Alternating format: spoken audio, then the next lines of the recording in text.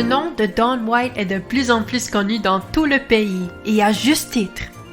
Don White a aujourd'hui 95 ans et il a vécu de nombreux moments extraordinaires de l'histoire, mais aucun n'est peut-être plus étonnant que la libération de la ville de Leeuwarden aux Pays-Bas pendant la Seconde Guerre mondiale. Monsieur White n'avait que 18 ans lorsqu'il s'est engagé dans l'armée canadienne à Toronto. Après s'être engagé, il est envoyé à Dundurn en Saskatchewan pour commencer sa formation. 3 ans plus tard, Don White est devenu un soldat de reconnaissance. Le poste de soldat de reconnaissance n'était peut-être pas le plus prestigieux, mais c'était l'un des plus importants de tous.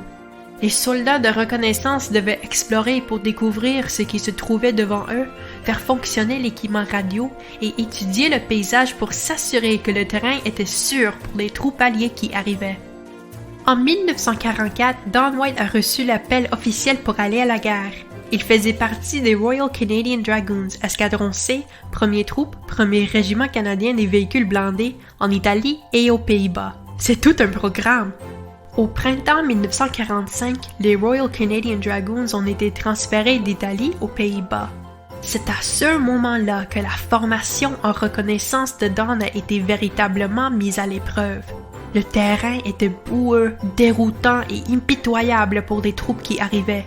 Mais, avec l'aide de Don White et d'autres soldats comme lui, les Dragoons ont pu passer à travers et libérer la ville et les habitants de Leeuwarden.